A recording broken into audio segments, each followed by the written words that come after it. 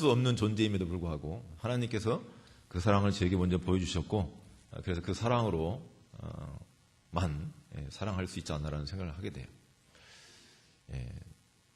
또 오상일 목사님 또 이야기하게 되는데 아까 아름이 이야기했는데, 저도 아이들 아침에 깨우면 참 전쟁입니다.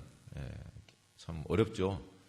조금만 하다가 막 늦장 부리고 시간은 돼가는데 그렇게 되는데, 그 아이들 모습 볼 때마다 참 하나님의 그런 마음, 하나님의 생각들을 좀 생각하게 돼요. 자녀를 키워보니까 부모님의 사랑을 생각하게 되고요. 어떻게 나를 키우셨을까? 진짜 자녀를 낳아보지 않고서는, 제가 낳은 것처럼 이야기하지만, 자녀를 낳아보지 않고서는 그렇게 느낄 수 없다라는 거죠. 자녀를 키워가면서 철이 들어가는 것 같아요. 조금씩. 더욱더 부모님의 사랑과 은혜에 대해서 정말로 생각하게 되고, 또 그러면서 더 나아가서 하나님의 사랑과 은혜에 대해서 더 생각하게 되지 않나라는 생각을 하게 됩니다. 다시 한번 오늘 또 이 자리에 정말 하나님을 사랑하시고 하나님의 말씀을 사모해서 모이신 우리 귀한 성도님들로 인해 진심으로 감사드리고, 오늘 또 귀한 말씀 또 함께 나누기를 원합니다. 목사님 네 분이 지금 미국 또 이렇게 선교 여행길에 계시는데, 이제 도착하셔서 귀한 사역들을 감당하실 텐데, 우리 성도님들 계속 기도해 주시겠지만, 그 말씀 사역을 위해서 계속해서 중보 사역을 감당해 주시면 하는 그런 바람이 있습니다. 돌아오시는 그날까지, 그 시간까지 건강하게 귀한 간증 갖고 돌아오실 수 있도록 기도해 주시면 감사하겠습니다. 자, 그러면 먼저 기도하고 그렇게 오늘 제 삶과 침례에 대해서 같이 말씀을 보도록 하겠습니다. 하나님, 참 저희들을 참 하나님의 은혜 가운데 있게 해주신 것 진심으로 감사합니다. 그 시작은 아버지 하나님 참 복음을 듣게 하신 것입니다. 참 기쁜 소식, 참 좋은 소식을 듣고 하나님의 자녀가 되게 하심을 진심으로 감사합니다. 이제 아버지 하나님, 그 사실로 인해서 더욱더 하나님의 사랑 가운데, 하나님의 은혜 가운데 저희들 인도함 받기를 간절히 원하고, 그래서 아버지 하나님 삶 가운데 여러 가지 어렵고 힘들고 고난들이 있다 할지라도 그 주님의 사랑으로 다시 한번 일어설 수 있게 도와주시고 힘을 얻을 수 있도록 도와주시옵소서. 매일매일 삶 가운데 하나님의 음성을 듣기를 원합니다. 오늘 이 자리에 우리 사랑하는 성도님들, 또 하나님 말씀을 사모해서 모이셨는데, 아버지 하나님, 성령의 하나님께서 조명해 주셔서 그 말씀을 또 같이 함께 나눌 때 빛을 비춰주시고 깨달음이 있을 수 있도록 축복해 주시옵소서. 특별히 선교여행 중에 계시는 사랑하는 목사님 네 분 강건하게 붙잡아 주시고 성령 충만케 도와주시고, 아버지 하나님 말씀이 전해지는 곳곳마다 성령의 하나님께서 함께해 주셔서 귀하고 복된 놀라운 하나님의 역사들이 일어날 수 있도록 도와주셨기를 원합니다. 돌아오신 그 시간까지 강건하게 붙잡아 주셨기를 간절히 원합니다. 이 시간 처음부터 마치는 시간까지 성령의 하나님께서 함께해 주시고 귀하고 복된 시간 될 수 있도록 인도해 주시옵소서. 감사드리옵고 예수님의 이름으로 기도했습니다. 아멘. 오늘 제3과죠. 침례에 들어가는데, 제가 목사님 계시지 않은 동안 이제 목요 새생명만 성경 공부 한 3차례에 걸쳐서 같이 말씀을 좀 보도록 하겠습니다. 침례에 대해서 이렇게 보도록 하겠는데요. 참 부족한 저를 목사님께서 이렇게 세워주셔서 저도 지금 목사님 통해서 배우고 있습니다. 말씀을 배우고 있는데, 우리 성도님들 어떻게 보면 또 저보다 더 많이 알고 계신 분도 계시는데 같이 함께 좀 살펴보고 서로 이렇게 나누기를 원합니다. 제3과 침례를 좀 들어가도록 하겠습니다. 침례에 들어가기에 앞서서 저희가 한번 이걸 좀 생각해 보기 원해요. 잠시 한번 구원에 대해서 한번 생각해 보기를 원합니다. 구원이 무엇이냐고 제가 묻는다면, 질문을 던진다면 우리 성도님들은 어떻게 대답하시겠습니까? 구원이 뭐냐고 제가 묻는다면 뭐라고 대답하시겠습니까? 그냥 침묵하시죠. 구원이 뭐냐고 물으신다면, 구원이 구원이죠. 그렇죠?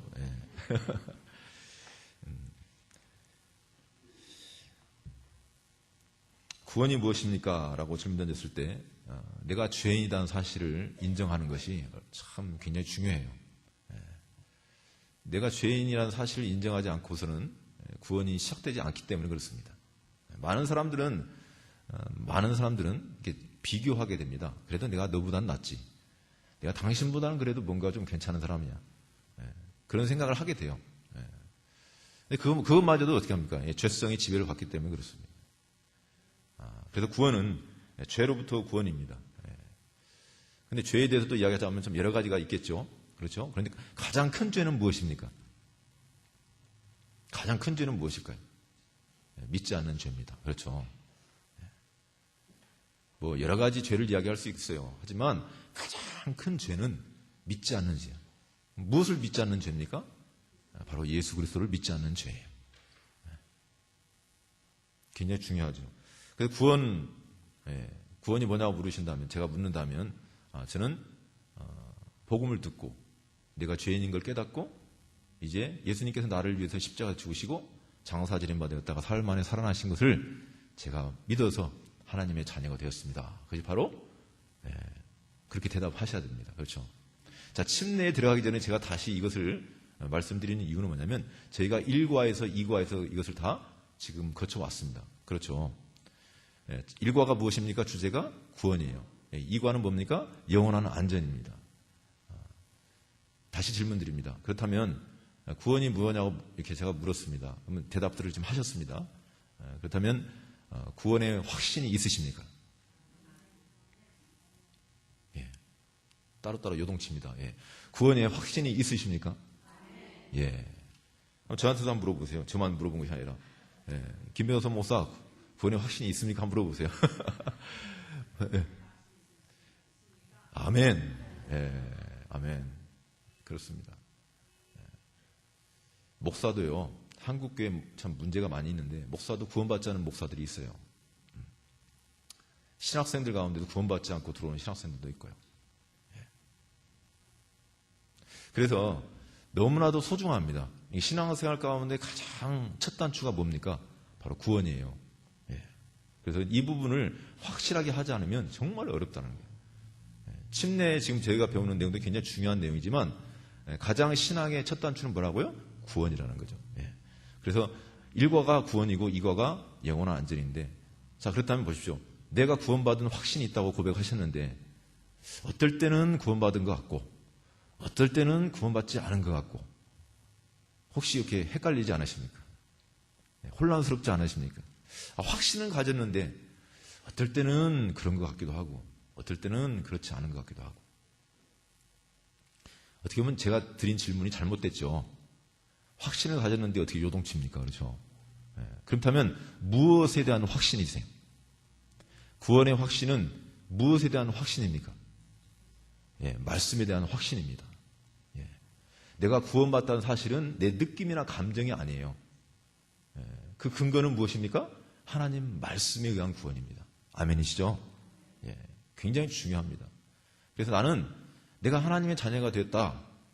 그 기준이 뭐냐? 그 근거가 뭐냐? 하나님 말씀으로 인해다. 하나님 말씀에 의해서 내가 구원받았다는 거예요. 제가 이렇게 청소년들 구원 상담 해보고 뭐 어른들도 구원 상담 해보면 뭐 다른 교단에도 마찬가지예요. 이야기해보면 그래, 나는 어렸을 때부터 모태 신앙이다. 뭐 그런 이야기도 하고, 그래서 또 내가 죽어야만이 알지, 어떻게 할 수 있냐, 또 그런 사람도 있고, 뭐 여러 가지 이야기들을 해요. 하지만, 정말 중요한 것은 하나님 말씀에 의한 그 구원의 확신이 이루어질 수 있다는 것이죠. 그래서 신앙의 가장 중요한 첫 단추가 바로 구원입니다. 구원의 세 가지 시제가 있죠. 첫 번째가 무엇입니까? 칭의라고 이야기합니다. 죄의 형벌로부터 구원이죠. 이제 심판이 저에게 없다라는 거죠. 천국 가느냐 지옥 가느냐, 의롭게 믿음으로 말미암아 내가 의롭게 되었다. 그럼에도 불구하고 죄인임에도 불구하고 예수 그리스도의 보혈의 피로 내가 거듭난 이제 새 생명 가진 중생한 하나님의 자녀가 되었는데, 칭의는 뭡니까? 죄의 형벌로부터 구원이에요. 심판받지 않는다는 거죠. 두 번째는 무엇입니까? 성화라고 이야기하죠. 성화는 뭡니까? 죄의 권세로부터 구원이라는 거죠. 우리가 매일매일 삶 가운데 이제 어떻게 보면 누구하고 계속 대적합니까? 마귀하고의 싸움이에요. 영적 싸움입니다. 우리가 신앙생활 할 때 참 그 부분을 많이 좀 생각하셔야 돼요. 어떻게 보면 저 사람이 나를 힘들게 하고 막 사람들과 관계 때문에 막 힘들지만 곰곰이 생각해 보면 그러한 어떤 마음의 상태들 여러 가지 것들을 조종하고 지배하는 그 존재가 누굽니까? 바로 마귀라는 거죠. 근데 그것으로부터 계속해서 이제 하나님 말씀을 읽고 묵상하면서 주님을 더욱더 알아가고 닮아가는 거예요. 자, 구원받은 이후에도 죄를 지을 수 있을까요? 없을까요? 많은 사람들은 이것 때문에 혼란스러워요.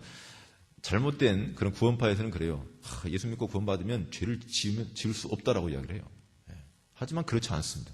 죄를 지을 수 있죠. 하지만 이전보다는 더 어떻게 죄에 민감해요. 그렇죠.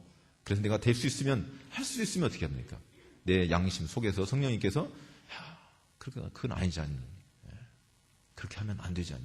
그럴 때 다시 한번 어떻게 하나님 앞에 내가 회개하고 하나님 제가 잘못했습니다. 저를 용서해 주시고 다시 회복해 도와주세요. 그러면서 어떻게 됩니까? 점점 어떻게 돼요? 주님을 닮아가는 그것이 뭐라고요? 성화. 제가 신앙생활 가운데 제일 좋아하는 단어가 있습니다. 그건 뭐냐면 공사중이라는 단어예요. 공사중. 진행형이에요. 계속해서 더욱더 이제 아주 완벽하지 않지 않습니까? 주님을 더 닮아가고 있다는 거예요. 그러다가 이제 마지막에 뭐가 있습니까? 영화가 있죠. 영화는 무엇입니까? 바로 죄의 존재로부터 구원이에요. 이제 더 이상 죄가 나를 다스릴 수가 없습니다. 주님께서 이 땅에 다시 오실 때, 재림하실 때 내가 영광스러운 몸으로, 신령한 몸으로 변화된다는 거죠. 그러죠? 그것이 바로 영화입니다. 그때는 죄가 그 자체가 아예 나를 지배하지 못하는 거예요. 주님과 같이 이제 공중에서 어린 양의 혼인잔치가 이루어지지 않습니까? 그렇죠?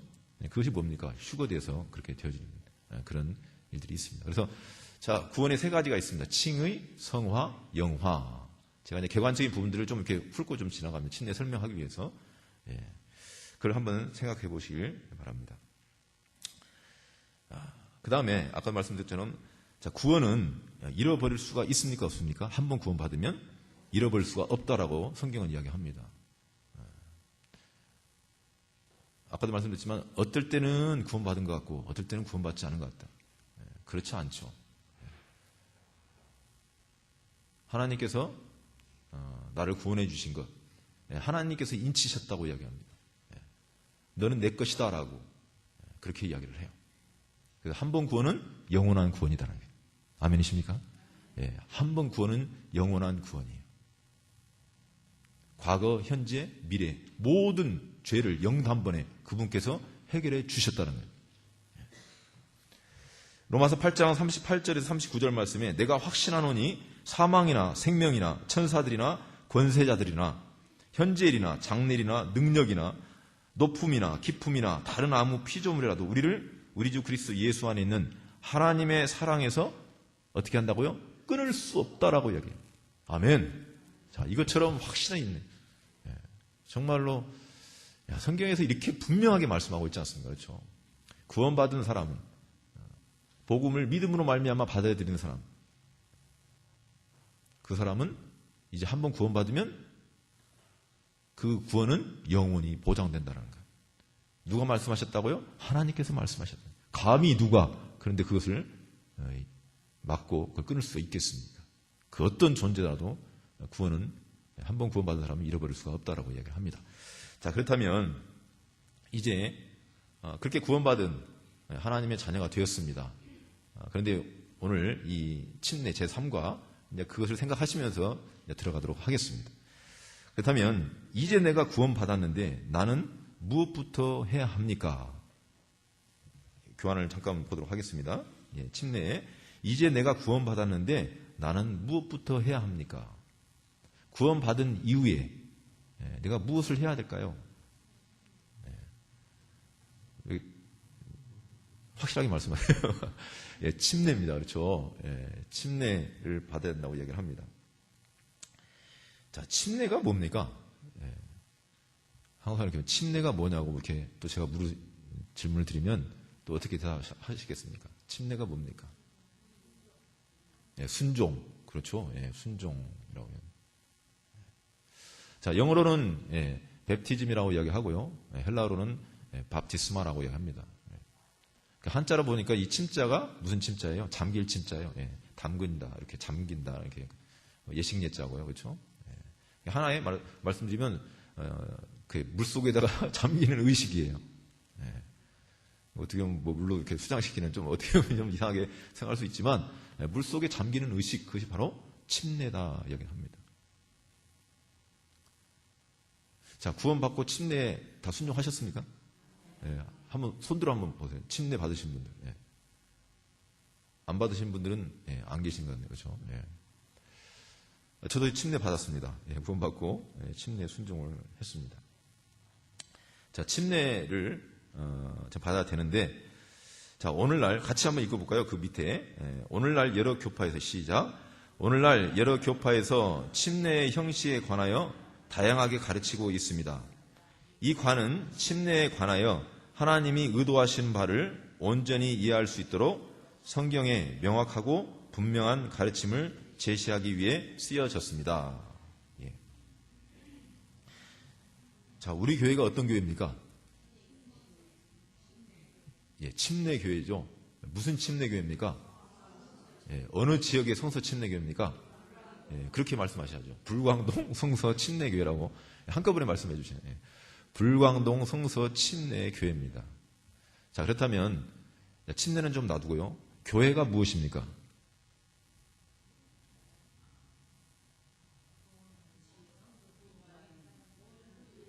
예. 교회라는 것은 에클레시아라고 이야기죠. 하나님께서 어떤 목적을 위해서 특별히 불러낸 무리, 그것이 바로 교회입니다. 이 건물이 아니에요. 이 건물이 아니에요. 여러분 한 분 한 분이 교회입니다. 하나님께서 특별한 목적을 위해서 세상으로부터 여러분들을 불러냈다는 거죠. 콜링했어요, 여러분들. 무엇으로 콜링했습니까? 복음으로 부르셨다는 것. 그것이 바로 교회입니다. 자, 그런데 그 앞에 뭐가 붙어 있습니까? 성서 침례 교회잖아요. 그렇죠? 그 앞에가 뭐가 붙어 있다고요? 성서 침례. 그러면 성서 침례 교회. 그냥 침례 교회가 아니라 성서 침례 교회라고 이야기합니다. 그렇죠? 우리 성서 침례 교회의 특징이 있습니다. 가장 중요한 특징이 여러 가지가 있는데 가장 중요한 특징 한 가지가 뭡니까?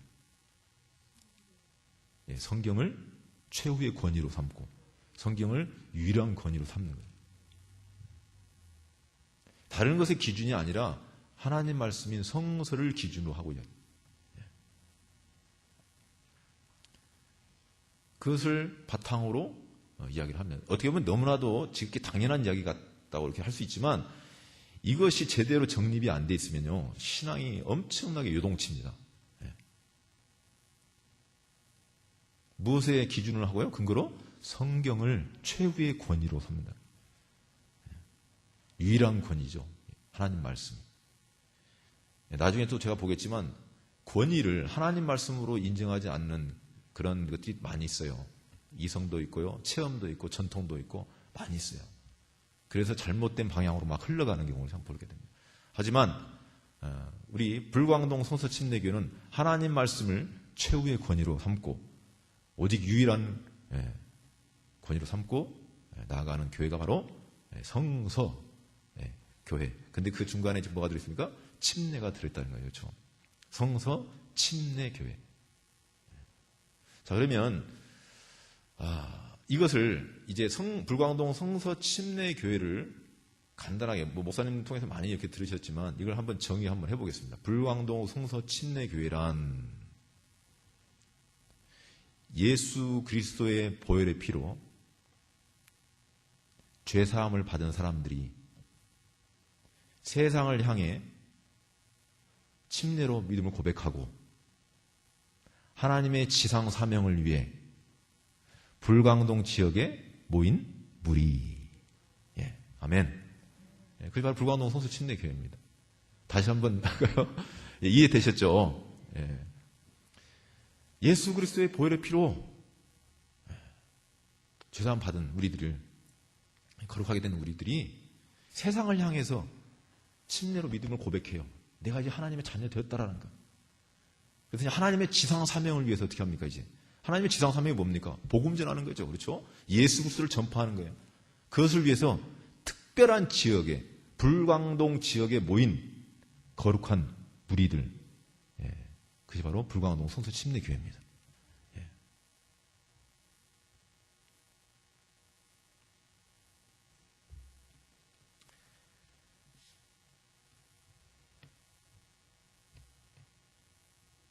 우리 성수 침례교회의 특징이 아까도 제가 말씀드렸지만 있습니다. 성경을 최고의 권위로 삼고 그렇게 가는데 근본주의 5대 교리가 있어요. 뭐 목사님 다 하셨던 내용인데 제가 지금 이렇게 훅 합니다. 근본주의 5대 교리가 있어요. 그 첫 번째는 성경의 무오성, 그렇죠? 성경은 오류가 없다라는 거죠. 성경은 거기에 거짓말도 들어있고요. 보세요. 그러니까 여러 가지 내용들이 있어요. 사실도 있고. 근데 어떻게 보면 제가 성경을 읽으면서 참, 야, 이런 내용까지도 기록되어 있네라고 한 것이 뭐냐면, 그 다윗이 아니라 제자들이 실패한 내용들이 있잖아요. 어떻게 감추고 싶은 내용들이 얼마나 많아요. 그렇죠? 근데 어쩌면 그렇게 적나라하게, 자세하게, 베드로가 예수님 부인한 거, 어떻게 보면 참 창피한 일인데도 불구하고 너무나도 자세하게 된. 근데 그것을 좀 삭제할 수도 있을 거 아니에요. 그렇죠? 어떻게 보면은, 제자들이 예수님을 열심히 따랐다. 오히려 거기 포커스에 맞춰가지고 그렇게 해야 되는데 실패한 내용들도 너무 적나라하게 좀 부끄러운 내용인데 베드로가 이렇게 보면 굉장히 부끄러운 내용이지 않나요? 그런데 그런 것까지도 자세하게 다루고 있어요. 성군이었던 다윗이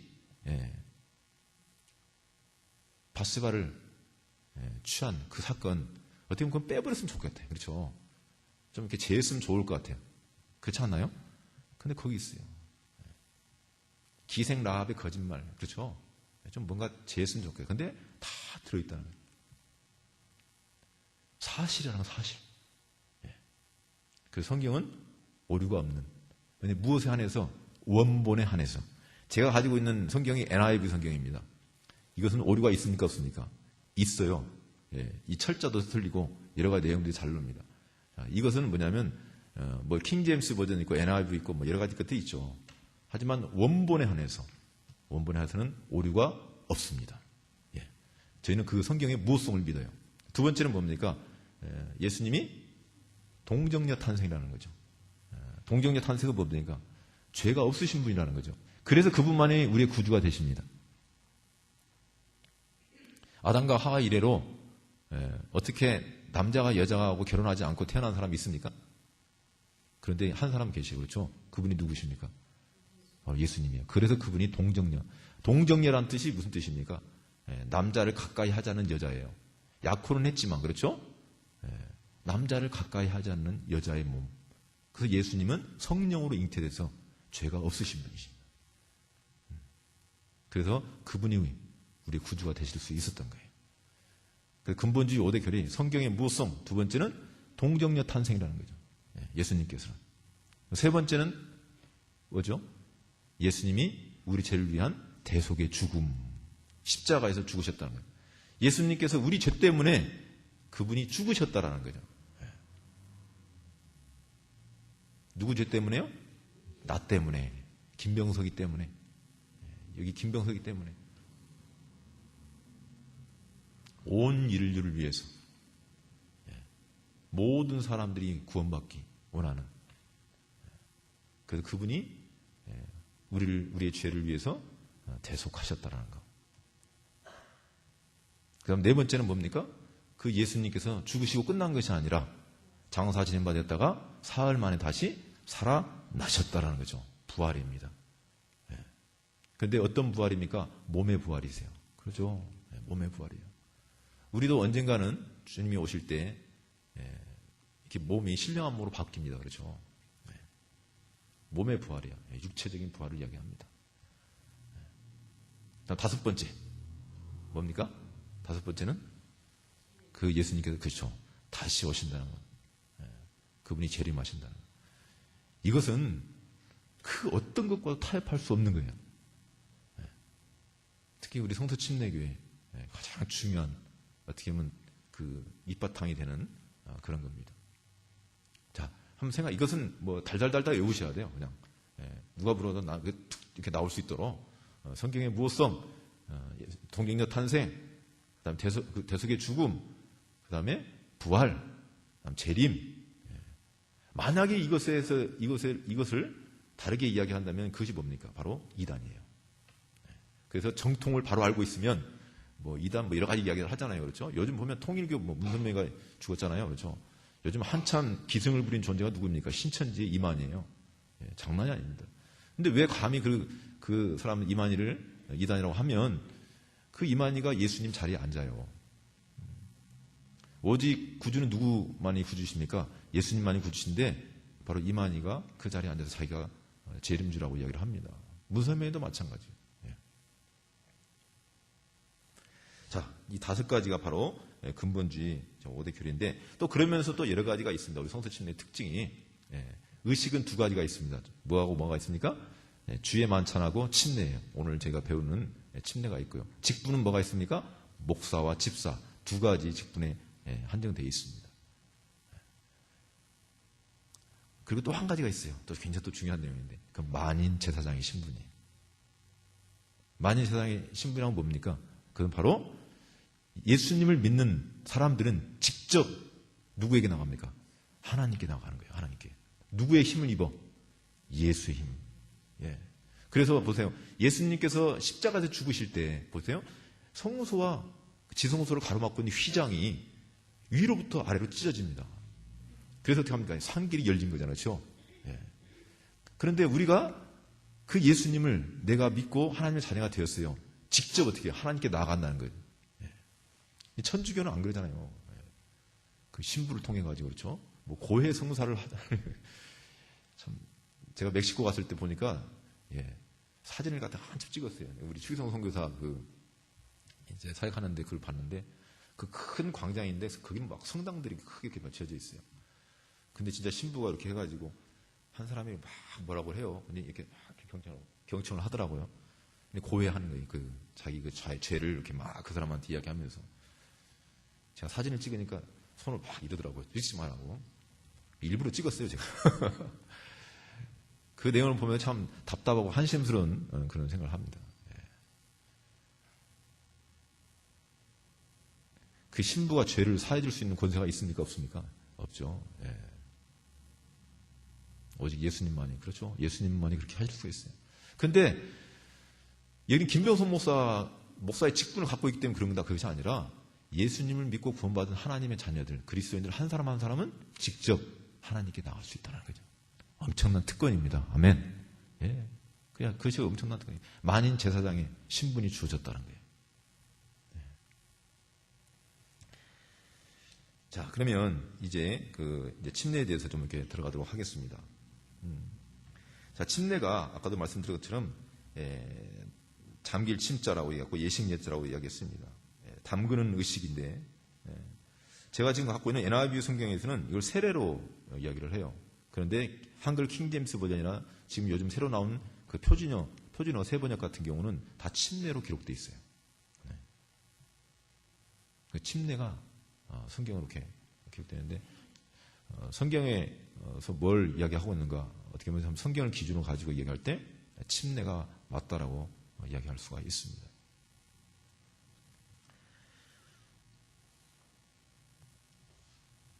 자, 그런데 다른 교단에서 보면 침례라고 이야기 않잖아요. 그렇죠? 세례라고 이야기합니다. 또 천주교에서는 영세라고도 이야기를 하는데 세례하고 침례하고 차이점이 뭡니까?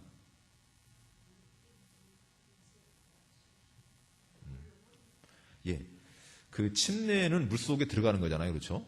세례는 그냥 물을 찍는 거죠. 자, 재밌는 이야기 하나 해드릴게요.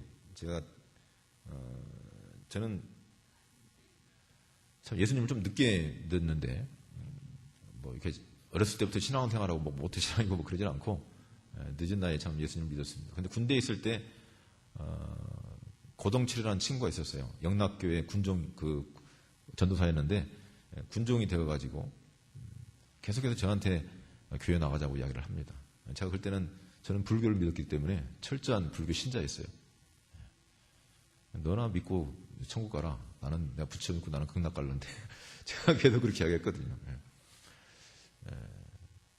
근데 계속 끊임없이 막 그러더라고요. 이제 상병 때 제가 나갔습니다. 나가가지고 예배를 드리는데 막 찬송도 하고 말씀, 군목이 말씀을 전하잖아요. 말씀을 전하는데 뒤에 앉았다가 있다가 계속 졸다가만 왔어요. 그러니까 그 말씀이 뭡니까? 한 수면제 역할을 하더라고요. 그 말씀이 들리지도 않고 이해도 안 되고. 근데 이제 종교 행위만 하는 거죠. 앉아있다가 돌아오고. 근데 끝나면 이제 맛있는 음식도 주고, 뭐 초코파이라든지 뭐 과자도 주고 막 그렇게. 그리고 또 들어가면 점호가 다 끝나 있어요. 점호를 안 받습니다. 그 종교 그 활동에 참여를 하면 좀 특권들이 주어져요. 그런데 이제 제가 그렇게 하면서 이제 꽤 다녔어요. 그 병장이 되고 하는데 한 번은 뭐 세례를 준다고 그러더라고요.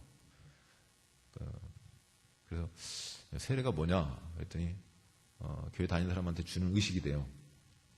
그래서 그 받을래? 일단은 약간 반관계성도 있었고요.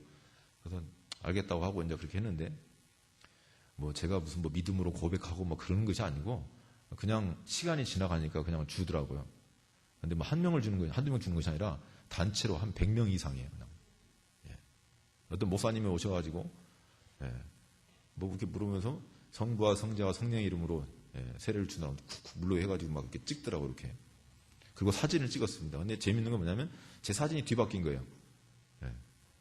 제가 받은 그 세례 그쪽에는 다른 사람 사진이 찍혀 있고 제 사진은 또 다른 사람한테 가고. 그래가지고 그냥 그걸 또 갖고 있는 거죠. 나름대로 저는 이제 그걸 했으니까 세례를 받았으니까 야 그래도 내가 뭔가 좀 대단한 사람이 됐다라고 생각을 했어요. 이제 지금 생각하면 얼마나 우스운지. 그러니까 전혀 내가 예수님 믿는 그러한 믿음도 없었고요. 그냥 정말로 종교 행위하는 그런 모습이 있었습니다. 그래도 찬양대까지 다 했어요. 제가 약간 목소리가 좀 저음이잖아요. 저 베이스였습니다. 베이스.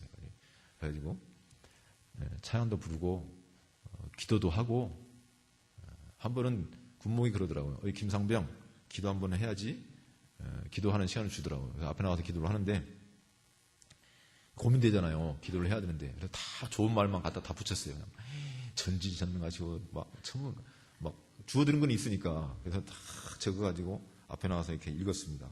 그랬더니 예배 끝나고 난 다음에 군목이 저한테 그러더라고요. 야 김상병 대단하다. 참 기도가 은혜가 됐어. 막 그러면 저는 속으로 웃죠. 참, 이것이 교회인가? 라는 생각을 했어요. 근데 아니잖아요. 그렇죠? 그게 교회는 아닌데 제가 생각할 때는 그런 어떤 잘못된 어떤 그런 부분들이 있었던 걸 볼 수가 있는데 그 중에 하나가 뭐냐면 세례였어요. 세례. 근데 세례란 뜻은 씻을 세자잖아요. 그렇죠? 죄를 씻는다는 개념을 갖고 있다고 이야기하는데 그렇지는 않아요. 그냥 물로 씻는다는 의미가 있는 거예요. 물로 씻는다는. 그래서 성경에서는 세례라고 이야기하고 있지 않습니다. 잘못된 거죠. 그럼에도 불구하고 세례를 이야기를 해요. 근데 칼빈이라든지 웨슬리 같은 사람들 어떻게 보면 참 감리교 창시자가 누굽니까? 요한 웨슬리잖아요. 근데 그 사람들도 동일하게 침례를 인정을 해요. 그래도 불구하고 전통으로 내려오니까 그냥 그대로 밀고 나가는 거예요. 어떻게 보면 참 우습죠. 굉장히 참 그런 일들이 많이 참 있는 걸 참 볼 수가 있습니다. 자, 그래서 자, 우리 성도님들은 침례에 대해서 공부들을 많이 하셨는데 다시 한번 우리가 배운 내용들을 이제 나만 가지고 있는 것이 아니라 다른 사람들에게도 설명을 해주셔야 돼요. 그렇죠? 그렇지 않나요? 내가 배운 내용만 갖고 있는 것이 아니라 다른 사람들에게도 그 말씀을 또 이야기해 줄 수 있는 것이 참 필요합니다. 그래서 배우신 내용을 확실하게 아셔야 돼요. 그래서 반복해서 다시 한번 정리하는 그런 시간들을 좀 갖도록 하겠습니다. 제가 아까도 말씀드렸던 것처럼 권위에는 여러 가지가 있는데 하나님 말씀이 있는 성경을 최고의 권위로 삼는 그게 참 중요한데 그렇지 않고 이성을 권위로 삼는 경우가 있어요. 그리고 인간의 이성을 가지고 판단을 합니다. 이게 어떻게 보면 참 그 르네상스 시대의 계몽주의 그 다음에 이성주의 나오는데 그래서 자유주의 신학이 그렇게 들어오지 않습니까? 그래서 한번 생각해봐라. 하나님의 말씀이 이성으로 생각할 때 어떻게 예수님께서 물 위를 걸으시냐? 어떻게 죽은 자가 다시 살아날 수 있냐? 어떻게 바람이 잠잠케 되냐? 어떻게 눈먼 자가 눈을 뜨냐? 그런 일이 일어날 수 있냐? 야, 이거 상식적으로 그 되냐? 그래서 어떻게 하면 그걸 빼버려. 네. 그 하나님 말씀 그것만 싹 이게 그냥 이렇게 어떻게 보면 참 난도질을 하죠. 그래서 이성으로 판단해가지고 그렇지 않다. 뭔가 합리적인 사고방식, 그것이 권위가 되는 거죠. 그것을 나름대로 가치를 여기고 나아가는 그런 사람들이 있습니다. 두 번째는 뭔가요? 이성 다음에 그다음에 체험은 뭡니까? 신비주의라고 이야기하잖아요. 그렇죠? 어떤 감성을 이야기합니다. 내가 경험한 걸 가지고 이야기해요. 하나님 말씀을 이야기하는 것이 아니라 내가 이렇게 경험했는데 그것이 더 권위로 내세우는 걸 좀 볼 수가 있습니다. 그것을. 그다음 세 번째는 전통입니다. 천주교에서 보통 이야기를 하잖아요. 교황이 있잖아요. 교황의 말이 하나님 말씀보다 우선이에요. 그리고 전통이 더 우선이고 성경은 맨 마지막에 둡니다.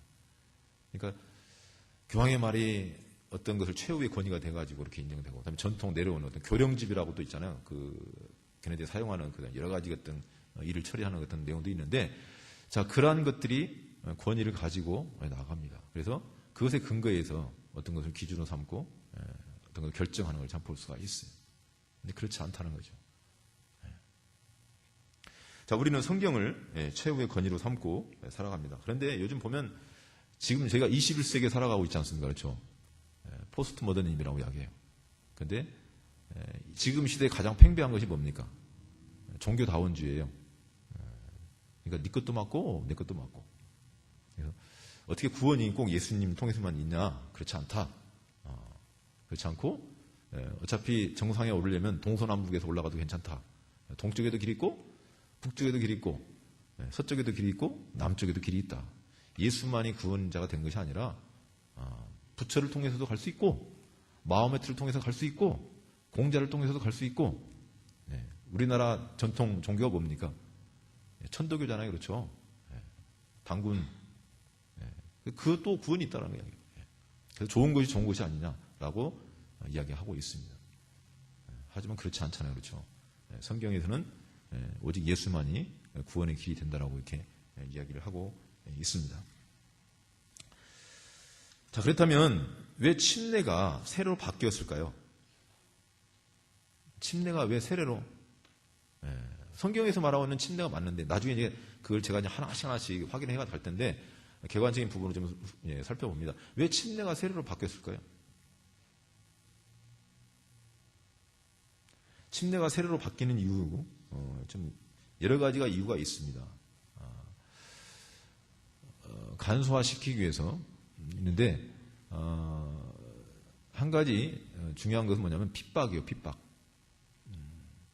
예수님을 믿는 사람들을 가두고 죽이고 그런 일들이 많이 있었습니다. 그래서 그 예수 믿는 사람들이 어디로 들어갑니까? 지하 동굴 카타콤으로 들어가요. 근데 그곳에 물이 많습니까? 적습니까? 물이 적어요. 지금 성기술에 가다 보면 침례탕들이 있긴 있지만 지금 뭐냐면 그리스도인들이 쫓겨다니다가 지하 동굴 속에서 생활들 하거든요. 거기는 예배 장소도 있는데 물이 귀해요. 그러다 보니까 어떻게 하면 이 침례가 뭘로 바뀝니까? 관수, 주례라고 이야기해요. 부울주자 써가지고 그 뭐냐면 침례 받을 사람이 서 있고 위에서 물을 붓습니다. 바가지로. 그것이 뭡니까? 바로 주례라고 이야기, 관수라고도 이야기를 합니다. 그 다음에 또 변형된 것이 뭐죠? 정례라고 이야기죠. 그건 뭐냐면 살수법이라고 또 이야기해요. 스프링클이라고 이야기하잖아요. 그렇죠? 뿌린다는 뜻입니다. 이게 계속해서 간소화된다는 거죠. 침례에서 주례로, 주례에서 정례로. 그 다음 마지막이 뭡니까? 세례로 바뀌어요. 세례는 진짜 찍는 거잖아요. 그렇죠? 이렇게 물로, 아까도 얘기했지만 그냥 물 조금 해가지고 성부와 성자와 성령의 이름으로 세례를 주노라 이렇게 하는데 굉장히 간소화되잖아요. 근데 핍박 때문에 그렇게 이루어진 경우가 있습니다. 또 뭐냐면 몸이 허약한 사람들, 또 어린 아이들 뭐 그런 경우가 있는데 그래서 계속해서 이것이 축소가 되는 거예요. 하지만 원래 원칙적으로는 성경에서는 무엇을 이야기하고 있습니까? 침례를 이야기하고 있는 것을 볼 수가 있습니다. 자, 그래서 세례와 침례의 차이점 제가 한번 읽어드릴게요. 한번 들어보세요. 성경 말씀에 마태복음 3장 6절 말씀에 요단강에서 그에게 침례를 받더니 라고 합니다. 그에서 침례를 받다는 건 뭐냐면 예수님께서 그렇게 요단강에 침례를 받는데 세례는 전혀 물에 들어가지가 않아요. 그렇죠? 그렇지만 침례는 반드시 물 안으로 들어가야 됩니다. 요한복음 3장 23절 말씀에 거기 물들이 많음이라 라고 이야기합니다. 자, 세례의식에서는 물이 많이 필요치가 않습니다. 조금만한 물이 있으면 돼요. 그거 가지고 충분히 할 수가 있다는 거죠. 근데 침례의식은 많은 물이 필요합니다. 저희 침례탕에 보시면 물이 차 있거든요. 어떻게 보면 많이. 사도행전 8장 36절 말씀에 물 있는 곳에 이르러 세례의식은 물을 특정 장소로 운반해 갑니다. 하지만 침례의식은 물 있는 곳으로 우리가 가야 되는 거죠. 그렇죠? 그런 걸 좀 볼 수가 있어요. 사도행전 8장 38절 말씀에 둘 다 물에 내려가라고 이야기합니다. 세례의식에는 물로 내려가지 않죠. 침례의식은 물속으로 내려가야만 되는 걸 좀 볼 수가 있습니다. 사도행전 8장 39절 말씀에 둘이 물에서 올라올세라고 이야기합니다. 세례의식은 결코 물에서 올라오지 않습니다. 하지만 침례의식은 물속으로 들어갔다가 다시 물 밖으로 올라오는 걸 참 볼 수가 있습니다. 골로새서 2장 12절 말씀에 침례로 그리스도와 함께 장사한 바 되고 그 안에서 함께 일으키심을 받았으니 세례의식은 장사 지냄의 상징도 다시 부활된 그러한 상징도 전혀 없어요. 단지 그냥 물로 씻긴다는 그런 의미만 밖에는 없습니다. 근데 침례는 물속의 장사 지냄과 물 밖의 부활의 뜻을 포함하고 있는 걸 참 볼 수가 있습니다. 갈라디아서 3장 27절 말씀에 누구든지 그리스도와 합하여 침례를 받은 자는 그리스도로 옷 입었느니라 이야기합니다. 세례의식은 머리 부분만 전달되고 몸 전체에 옷을 입었다는 상징이 없습니다. 하지만 침례는 전신이 새 옷을 입는다는 상징이 있어요. 자, 그래서 침례는 모형이고 상징입니다. 그 다음에 동일시예요. 자, 뭐라고요? 모형이고 상징이고 동일시하는 겁니다. 하나의 그 예수님께서 요단강에 침례 받으시는 그것을 그렇게 하면서 모형으로 이렇게 보여주십니다. 그러면서 그 침례가 뭡니까? 내가 물속으로 잠길 때 예수님과 함께 십자가에 죽고 장사 지낸 바 되었다가 물 밖으로 나올 때 다시 부활한 하나의 그 모형과 상징이고 동일시한다는 그것을 포함하고 있습니다. 자, 그러면 이제 오늘 이 교환의 내용들을 이제 구체적으로 한번 들어가 보도록 하겠습니다. 자, 로마 숫자 1번 좀 보도록 하겠습니다. 같이 읽겠습니다. 시작. 왜 하나님은 우리에게 침례를 받으라고 명령하십니까? 자, 그렇다면 여기 보니까 침례가 뭐라고 이야기합니까? 명령이래요, 명령. 이건 선택사항이 아니라 무슨 사항입니까? 필수사항, 명령이에요, 명령. 그것을 받아야 된다는 거죠. 자, A번 같이 읽겠습니다. 시작. 침례는 주님을 섬기는 데 있어서 첫 번째 순종의 행위입니다. 구원받은 사람은 누구든지 침례를 받을 수 있습니다. 그것은 특별한 재능이나 노력을 요구하지 않습니다. 예, 그렇죠. 마태복음 28장 18절로 20절 말씀 한번 성경책 한번 펴보시겠습니까? 마태복음 28장 18절로 20절 말씀, 너무나도 잘 아시는 말씀인데, 마태복음 28장 18절로 20절 말씀입니다.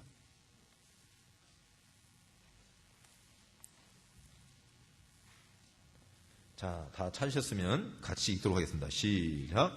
예수께서 나와 일러 가라사대 하늘과 땅의 모든 권세를 내게 주셨으니 그러므로 너희는 가서 모든 족속으로 제자를 삼아 아버지와 아들과 성령의 이름으로 침례를 주고 내가 너희에게 분부한 모든 것을 가르쳐 지키게 하라. 볼지어다 내가 세상 끝날까지 너희와 항상 함께 있으리라 하시니라. 예수님의 참 지상 사명이잖아요. 그렇죠? 참 굉장히 중요한 말씀입니다. 이 말씀 가운데. 여기 보면 예수께서 나와 일러 가라사대 하늘과 땅의 모든 권세를 내게 주셨으니 그러므로 보세요. 그러므로 너희는 어떻게 한다고요? 가서 모든 족속으로 뭘 삼는다고요? 제자를 삼아. 자 보세요. 가서 제자 삼는 것. 이것을 하나의 큰 뭉칩니다. 이렇게 한번 생각해 보세요. 가서 제자 삼는데 어떻게 제자 삼느냐? 가서 침례를 주고 그렇죠? 그 다음에 그것을 가르쳐 지키게 하라. 교육한다는 뜻이잖아요. 그렇죠? 자, 이해되셨습니까? 자, 가서 제자 삼는데 어떻게 하고요? 그렇죠. 침례를 주는데 그 앞에 뭐가 있습니까? 말씀을 전했기 때문에 구원이 있겠죠. 그렇죠? 그 다음에 어떻게 합니까? 이제 침례를 주고 그 다음에 이것을 이제 가르쳐 지키게 하는, 교육시키는 거예요. 그게 바로 가서 제자 삼는 거예요. 그 부분을 이야기하고 있습니다. 우리 선교사님들이 그 사역을 지금 감당하고 있잖아요. 어떻게 보면 타문화권에서 가셔서 복음 전하시면서 그 한 영혼에게 참 복음 전해서 그 영혼이 구원받으면 첫 번째 순종의 행위가 무엇입니까? 바로 침례라는 거죠. 그 침례 받고 이제 어떻게 합니까? 이제 양육되어지는, 교육받는, 그 훈련되어지는 과정으로. 근데 이것을 역으로 뒤집으면 될까요? 안 될까요? 안 돼요. 역으로는 안 되죠. 그래서 먼저 구원받고 그 다음에 침례 순종하고 그 다음에 계속해서 믿음이 성장할 수 있도록 가르친다. 자, 교회의 3대 목적이 있죠. 교회의 3대 목적이, 위로는 하나님께 영광, 밖으로는 복음 전파와 세계 선교, 안으로는 양육과 교제. 어떻게 보면 참 이 안에 그 부분들이 포함되어 있어요. 자, 그런데 침례가 바로 주님께서 명령하신 명령이라는 거죠. 하늘과 땅의 모든 권세를 내게 주셨으니 그러므로 너희는 가서 모든 족속으로 제자를 삼아 아버지와 아들과 성령의 이름으로. 근데 성령의 이름으로 할 때 침례를 주건데요. 어떤 사람에게 줍니까? 믿는 자의 침례예요. 믿는 자의. 그냥 침례를 막 주는 것이 아니고, 그래서 우리 목사님 이렇게 보면 침례 할 때 항상 물어보시잖아요. 뭐냐면 예수 믿고 구원 받으셨습니까? 그러면 아멘. 그러면 내가 당신이 그렇게 믿음으로 고백한 그것에 근거해서 이제 뭘 준다고 이야기합니까? 침례를 주노라 그렇게 해요. 성부와 성자와 성령의 이름으로 그렇게 이야기를 하시죠. 그렇죠? 그래서 이 침례는 바로 명령이고 첫 번째 순종의 행위인 걸 참 볼 수가 있습니다. 자, B번 같이 좀 읽도록 하겠습니다. B번. 자, 시작. 예수님은 그의 공적인 사역을 시작하시기 전에 침례에 복종함으로써 스스로 본을 보여주셨습니다. 공적인 사역이라는 건 뭐냐면 공생애라는 뜻입니다. 3년 반 동안 예수님께서 갈릴리를 중심으로 복음 사역을 하셨어요. 그동안에는 좀 이렇게 좀 뭐라고 표현해야 될까요? 좀 숨어 지내셨다고 좀 그리고 좀 이렇게 은둔하셨다가 본격적으로 이제 어떻게 합니까? 30세 때부터 3년 반 동안 공생의 사역을 시작하셨습니다. 복음을 전하시고 말씀을 가르치시고 계속해서 또 제자 삼고 하나님 나라를 확장해가는 그 일에 예수님께서 그렇게 사역하셨던 걸 참 볼 수가 있습니다. 그런데 공생의 사역을 시작하시기 전에 보세요. 사역을 시작하기 전에 뭘 했다고 합니까? 침례에 복종했다. 참 그래서 우리가 이걸 어떻게 적용할 수 있을까요? 우리가 어떤 사역을 할 때 주일학교에서 사역하든지 중고등부에서 사역을 하든지 아니면 청년부에서 사역을 하든지 간에 그 사역을 할 수 있는 조건이 뭘까요? 침례에 순종해야 한다. 우리 교회가 전성도 사역자화를 일환으로 이렇게 사역하지 않습니까? 그렇죠? 그런데 먼저 내가 어떻게 해요? 하나님의 자녀가 된 확신 가운데 이제 그 침례에 순종을 해야 되는 거예요. 그리고 난 다음에 무엇이 주어집니까? 사역이 주어지는 거예요. 왜? 그 기준이 뭡니까? 오늘 말씀 가운데 예수님께서 그렇게 하셨다. 공생애를 시작하시기 전에 하나님의 아들이 예수님마저도 보세요. 그렇죠. 그분이 하나님이시잖아요. 그런데 침례 요한에게 침례를 받으신다. 뭐 얼마나 중요하다는 걸 알 수 있냐. 그렇죠. 하지만 침례가 구원을 주는 건 아니에요. 아시죠? 침례가 구원을 주는 건 아닙니다. 침례는 하나의 의식이에요. 이걸 쉽게 설명해서 이렇게 말씀드릴 수 있습니다. 뭐냐면, 자, 내가 사랑하지 않고 결혼할 수 있습니까? 좀 어려운 질문인가요? 사랑하지 않고 결혼할 수 있을 수 있겠죠. 하지만 그 결혼이 진짜 정말로 참된 결혼일까요? 참 힘들죠. 그렇죠. 네. 자, 그런데 사랑하는데 결혼식을 치르지 않고 살았다. 그것도 좀 이상하잖아요. 그렇죠? 아니, 근데 우선순위는 그것이 된 것이 참 중요하잖아요. 그렇죠? 네. 전제 조건은 뭡니까? 사랑을 해야만이 이제 저 사람하고 결혼하는 거잖아요. 근데 사랑하지도 않는데 결혼식을 한다. 그건 너무나도 잘못된 거고요. 그렇죠? 근데 사랑은 했는데 결혼식을 안 하고 그렇게 한다. 그것도 좀 이상하잖아요. 그렇죠? 연결이 되시죠? 사랑하기 때문에 많은 사람들 앞에서 이제 어떻게 합니까? 결혼식을 통해서 부부가 됐다라고 어떻게 하면 선포하는 거예요. 예. 그럴 때 이제 정상적인 가정생활을 하면서 이제 어떻게 합니까? 예, 가정을 끌어가는, 당당하게 그렇게 한다는 거죠. 우리 그리스도인도 마찬가지예요. 어떤 사역을 하기 전에 내가 정말로 예수 믿고 구원받은 하나님의 자녀에 대한 확신이 있어요. 그렇죠? 그 다음에 어떻게 합니까? 많은 사람들 앞에서 내가 믿음을 이제 간증을 하고 그 다음에 어떻게 합니까? 이제 침례 순종한다는 거죠. 그때 이제 어떻게 합니까? 저 사람은 그리스도인이 됐구나. 하나님 자녀로서 회원으로서의 역할을 감당한다는 거예요. 그때 이제 사역이 주어지는 거예요. 근데 그렇지 않고 할 때는 엄청난 어려움이 있어요. 문제가 많고. 막 이쪽 저쪽에서 뭐 일단 잡음들이 들려요. 한번 생각해 보세요. 사역을 하는데 구원받지 않고 아는 사람이 사역을 해요. 어떤 일이 일어날까요? 싹군이 될 확률이 많잖아요. 그렇죠? 자기의 어떤 것을 위해서 드러내기 위해서 하는 일들이 굉장히 많아요. 굉장히 어렵습니다.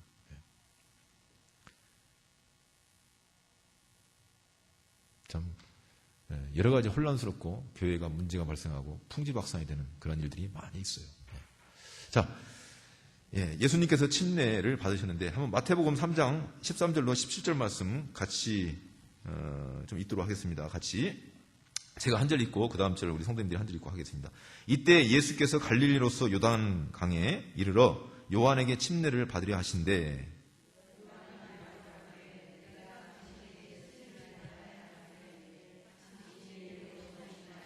예수께서 대답하여 가라사대 이제 허락하라 우리가 이와 같이 하여 모든 의를 이루는 것이 합당하니라 하신대 이에 요한이 허락하는지라.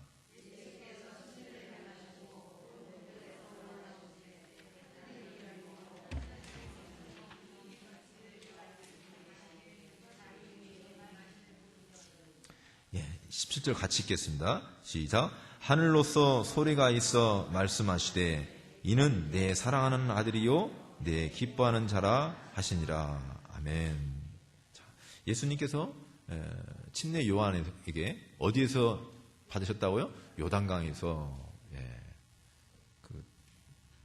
물이 많은 곳에서 예수님께서 그렇게 침례를 받으신 걸 볼 수 있습니다. 어떻게 보면 다른 거 뭐 여러 가지 내용들이 있거든요. 좀 나오거든요. 하지만 이 말씀 가지고도 침례를 우리가 확실하게 주장할 수가 있습니다. 그렇죠? 우리가 누구를 믿고 따라갑니까? 예수님을 믿고 따라가는 사람이에요. 그렇죠? 예수님께서 그렇게 본을 보여주셨다면 뭐 이건 두말할 필요가 없지 않습니까? 예수님께서 그렇게 하셨다는 거예요. 침례 요한을 통해서. 그분이 하나님이심에도 불구하고 그 중요하기 때문에 그 일을 하는 걸 참 볼 수가 있습니다. 그런데 여기 보면 성령이 비둘기같이 임해요. 그렇죠? 그 다음에 하늘에서 음성이 들립니다. 이는 내 사랑하는 아들, 기뻐하는 아들이다. 그래서 거기에 뭐가 그 신학적인 교류가 생깁니까? 하나의 성부, 성자, 성령, 삼위일체 하나님. 거기 나타난 걸 참 볼 수가 있습니다. 그 예수 그리스도가 성자의 하나님이시잖아요. 그렇죠? 예수님께서 침례 요한에게 침례를 받으신 걸 우리가 볼 수가 있습니다. 마가복음 1장 9절로 11절 말씀도 동일하게 그것을 이야기하고 있습니다. 누가복음 3장 21절에서 22절 말씀도 동일하게 똑같이 어떻게 보면 복음서에서 다른 각도에서 이렇게 이야기를 하지 않습니까? 그렇죠? 얼마 좀 중요하면 참 세 개의 그 복음서 가운데서 그걸 이야기하고 있을까요? 마태가 이야기하고 있고 그 다음에 마가가 이야기하고 누가가 이야기를 하고 있습니다. 예수님께서 침례 요한에게 침례를 받으신 것. 자, 그 다음에 10번을 보도록 하겠습니다. 10번 같이 읽겠습니다. 시작. 마태복음 3장 13절에서 15절을 읽어보면 예수님은 하나님의 계획에 순종하여 침례를 받으셨음이 분명합니다. 15절에서 예수님은 다음과 같이 말씀하셨습니다. 이제 허락하라. 우리가 이와 같이 하여 모든 의를 이루는 것이 합당하니라. 여기서 침례의 의미는 순종과 복종이라는 사실을 깨닫는 것이 가장 중요합니다. 그렇죠. 순종과 복종이다라고 이야기할 수가 있습니다. 주님께서 명령하셨고요. 그래서 그것에 대해서 우리가 순종하는 것, 바로 침례가 그와 같은 것을 이야기하고 있습니다. 자, D번을 보도록 하겠습니다. D번.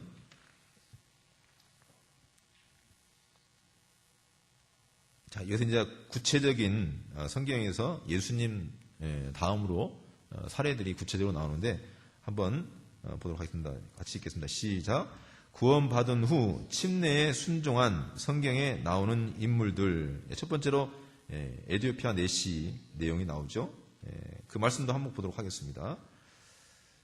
자, 이것은 같이 읽겠습니다. 같이 읽기. 시작. 길 가다가 물 있는 곳에 이르러 내시가 말하되 보라, 물이 있으니 내가 침례를 받음에 무슨 거리낌이 있느뇨.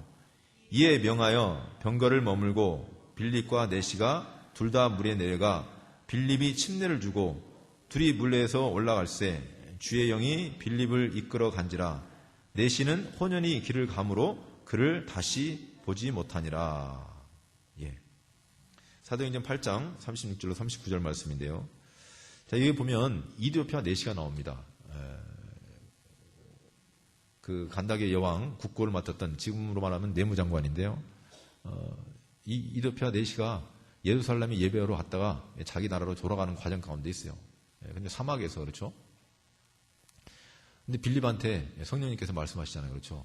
가사로 내려가라. 그거 하면 한 사람을 만날 것이다. 그렇게 이야기해요. 근데 사도행전 8장 읽어보면 예루살렘에 엄청난 핍박이 일어나잖아요. 근데 다 흩어집니다. 사도를 제외하고는 다 흩어지게 돼요. 그 중에 한 사람이 이제 빌립, 이분인데, 계속 복음을 전합니다. 그러니까, 그 사도행전 1.8절 말씀에 뭐라고 되어 있습니까? 오직 성령이 너에게 임하시면 너희가 권능을 받고 온 유대와 사마리아와 땅끝까지 이르리니. 이게 그것도 시작이 되는 거예요, 지금. 핍박이 주어지고 다 흩어지는데 그 흩어지는 걸 통해서 무엇이 전해집니까? 복음이 전해진다, 계속. 그러다가 지금 이제 빌립이 이제 이 이디오피아 내시를 만나는 거예요. 근데 이디오피아 내시가 지금 자기 나라로 이제 돌아가고 있는 과정 가운데 마차에서 뭘 읽고 있어요. 그것이 어떤 말씀입니까? 바로 이사야서 말씀이잖아요. 근데 옆에서 누가 가르쳐 주는 사람이 없으니까 읽어도 검정 것은 글씨고 전혀 이해를 못하는 거예요, 지금. 근데 성령께서 어떻게 가까이 가라. 그 병거에 가까이 가서 그 옆에 올라타가지고 읽고 있는 것이 무슨 뜻인 줄 알겠느냐? 그렇게 이제 물어보는 거예요, 지금. 빌립이. 근데 누가 지도해 주는 사람이 없는데 어떻게 아느냐? 모른다는 거예요. 근데 그때 빌립이 그 하나님 말씀을 풀어서 설명해 주는 거예요. 그것이 어떤 말씀입니까? 이사야서 53장 7절에서 8절 말씀이에요. 그 금방 읽었던 그 말씀이 보세요.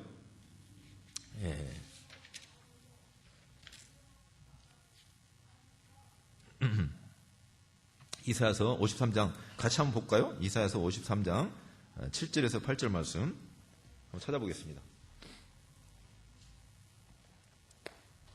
예수님이 이 땅에 오시기 전, 참 수백 년 전에 벌써 이사야 선지자가 예수님께서 어떻게 십자가에서 죽으시는 것을 예언해 놓고 있는 그 말씀을 누가 읽고 있다고요, 지금? 에디오피아 내시가 읽고 있는 거예요, 지금. 이사야서 53장 7절에서 8절 말씀 같이 읽겠습니다. 다 찾으셨습니까? 찾으셨으면 같이 읽겠습니다. 시작. 그가 곤욕을 당하여 괴로울 때에도 그 입을 열지 아니하였으며 마치 도수장으로 끌려가는 어린 양과 털 깎는 자 앞에 잠잠한 양같이 그 입을 열지 아니하였도다. 그가 곤욕과 신문을 당하고 끌려갔으니 그 세대 중에 누가 생각하기를 그가 산자의 땅에서 끊어짐은 마땅히 형벌받을 내 백성을 허문을 인함이라 하였으리요. 이 말씀을 바로 내시가 읽고 있는 거예요. 근데 여기서 말하는 그가가 누구냐는 거죠. 그게 바로 예수님이라는 거죠. 근데 거기서부터 이제 풀어서 복음을 설명하는 거죠. 그런데 그 내시가 그 말씀을 받아들이고 거기서 구원받는 역사가 일어납니다. 그런데 보세요. 그 다음에 어떤 일이 일어납니까? 내시가 구원받고 그 말씀을 마음에 받았잖아요. 그리고 아무 일이 없었다. 그것이 아니라 이제 침례받는 거예요. 그 물이 많은 곳으로 또 가잖아요. 그렇죠? 지금 오늘 읽었던 그 말씀이 바로 그 말씀입니다. 병거를 머물고 빌립과 내시가 둘 다 보세요. 물에 내려가. 어떻게 됐다고요? 물에 내려가. 예, 빌립이 침례를 주고 침례를 주고 끝냈습니다. 다시 둘이 물에서 올라갈세. 그 다음에 이후에는 주의 영이 빌립을 이끌어 간지라. 내시는 혼연한 뜻이 무슨 뜻이에요? 기뻐하며 너무 흡족해가지고 예, 막 어떻게 보면 좀 덩실덩실 춤을 췄는지 그건 모르겠는데 기뻐해서 갔다는 거죠. 예. 자, 구원받고 첫 번째 한 그 순종 행위가 뭡니까? 바로 침례인 걸 참 볼 수가 있어요. 이들편 내시가 바로 그와 같은 이렇게 일을 했던 걸 참 볼 수가 있습니다. 만약에 침례가 아니라 세례라고 이야기한다면 그 병거를 타고 갔을 때 사막입니다. 그렇죠? 참 목마르고 할 때 뭔가 준비를 했을 거 아니에요. 어떤 뭐 많은 양은 물이나 아닐지라도 마실 수 있는 물을 가지고 준비를 했을 거 아닙니까? 그렇죠? 그런데 만약에 세례가 맞다면 그냥 물이 있는 곳에 내려가지 않고 그냥 물 따라가지고 어떻게 합니까? 그냥 이렇게 주웠을 거 아니에요. 빌립이. 그렇지 않습니까? 그렇죠? 근데 그렇지 않고 둘 다 물에 내려가고 침례 주고 다시 물에서 올라왔다라고 이야기를 해요. 자, 예수님께서 먼저 본을 보셨고 이제 사도행전에 복음이 전해질 때마다 계속해서 이러한 역사들이 일어나고 있습니다. 그 다음에 또 사도 바울의 예가 바로 그 다음에 나오지 않습니까? 그렇죠?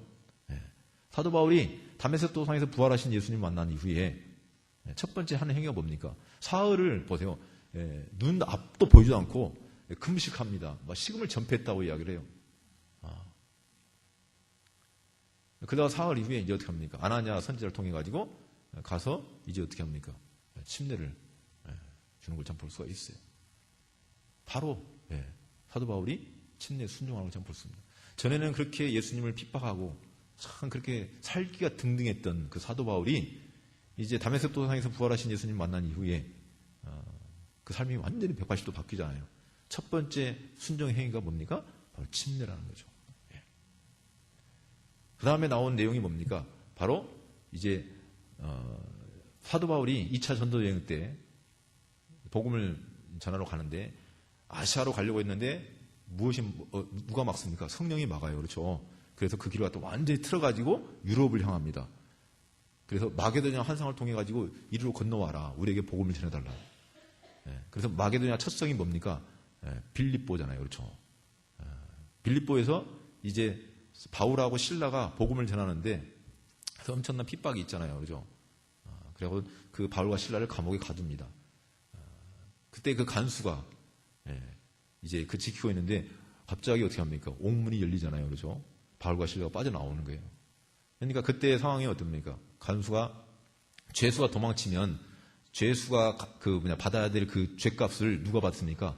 간수가 받아야 돼요. 그러니까 자기가 자결을 하려고 하는 거예요. 어차피 죄수 도망쳤으니까 나는 죽을 몸인데 그냥 내가 자결을 하자. 그때 어떻게 합니까? 바울이 그러지 말라. 막잖아요. 그렇죠? 그럴 때 그 간수가 뭐라고 합니까? 어떻게 하고 구원을 얻으리까? 주 예수를 믿으라. 그는 너와 내 집이 어떻게 된다고요? 구원을 얻으리라. 거기서 말씀을 전하잖아요. 그 다음에 한 행위가 뭡니까? 바로 침례예요. 침례. 자, 그런데 보세요. 이 빌립보 간수가 받기 전에 그 앞에 어떤 내용이 나옵니까? 두아디라에 자주 그 장사 나오지 않습니까? 그렇죠? 루디아가 나오잖아요. 거기도 구원받고 침례 순종하는 그러한 또 역사들이 일어나요. 계속해서 복음이 전해지는데 사도행전 읽어보면 계속해서 구원받고 침례 순종하는 증거들이 계속 등장합니다. 자, 시간이 됐기 때문에 제가 오늘은 여기까지 하고 말씀을 좀 마무리하고요. 다음 주에 목요일 날 더 구체적인 내용들을 보고 같이 좀 말씀을 드리도록 하겠습니다.